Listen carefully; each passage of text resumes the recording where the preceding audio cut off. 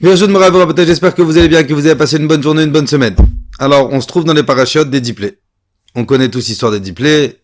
On a tous vu le dessin animé Le Prince d'Égypte. Il y en a qui ont vu la comédie musicale. Il y en a qui ont vu encore plus loin avec Charlton Heston. Et il y en a qui ont lu dans la Torah, tout simplement. Et on est dans les parachutes des diplés. Maintenant, il faut comprendre qu'entre chaque plaie, la plaie, elle a duré une semaine. Donc, ce soit dame, tsefarda, le sang, les grenouilles, les poux, etc., etc. Une semaine de plaie, 3 semaines de repos. Et ça a suivi ce modèle pour les 10 plaies. Chacune des 10 plaies, il y a eu une semaine de plaie, 3 semaines de repos. J'ai entendu cette semaine, Arabi a posé une très belle question. Il a dit pourquoi il faut 3 semaines de repos? Il y en a, frappe, tu veux mettre les macotes, mais une après l'autre, sans interruption. Mets le sang, après termine une semaine de sang, tac, mets-leur dans la tête les grenouilles, termine une semaine les grenouilles, tac, mets-leur dans la tête les poux, etc. Pourquoi il faut faire une interruption de 3 semaines? Et il a donné une très belle réponse. Et bien mettre, c'est un vrai secret dans l'éducation des enfants. Des fois, on a des enfants. Ils vont pas faire, alors je vais parler de mes enfants, moi. Il va y avoir des fois où tout va se passer nickel. Il va y avoir des fois où, dans les semaines, c'est bêtise sur bêtise sur bêtise sur bêtise sur bêtise sur bêtise sur bêtise.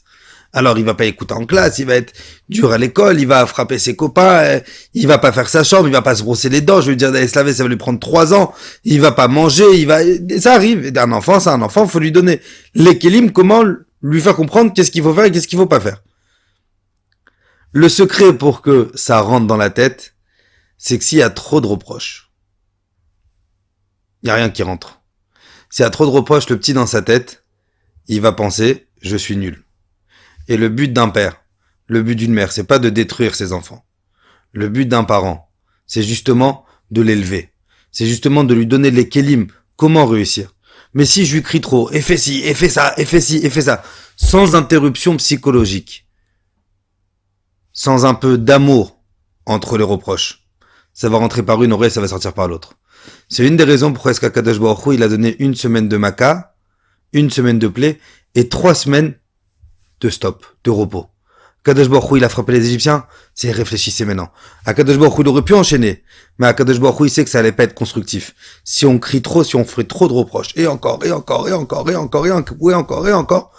à la fin, le petit, ou la personne en face, elle va croire que la personne devant moi qui me crie, elle cherche que mon mal. Elle cherche pas mon bien. Elle cherche pas les bonnes choses pour moi. Alors, qu'est-ce qu'Akadosh Baruch Hu nous apprend? Il n'y a pas de problème. Il y a des fois, ça va pas aller exactement comme tu veux dans ton éducation. Ça va pas aller exactement pile poil. Ne crie pas trop. Ça sert à rien de trop crier et de lui faire un reproche. Et fais ta chambre, tu t'es pas brossé les dents, et va te laver. Laisse un peu de hafouga, on appelle en hébreu. Laisse un peu de temps libre. Et justement, durant ce temps libre, donne de l'amour. Donne de l'attention. Donne de la grandeur à ton enfant en face. C'est pour ça qu'Akadosh Baruch Hu, il a pas donné des macotes d'affilée comme ça et encore. Non. Après un coup, laisse-le réfléchir. Laisse-le qu'il comprenne que c'est pas pour son mal, que c'est que pour son bien, que je lui en veux pas, que c'est la manière comment l'éduquer. Et à travers ça, Bezrat Hashem, Kadosh Baruch Hu nous donnera les kochot merveilleuses de pouvoir éduquer nos enfants. C'est des diamants qu'on a à la maison. C'est des joyaux qu'on a à la maison. Notre travail, c'est pas de les casser.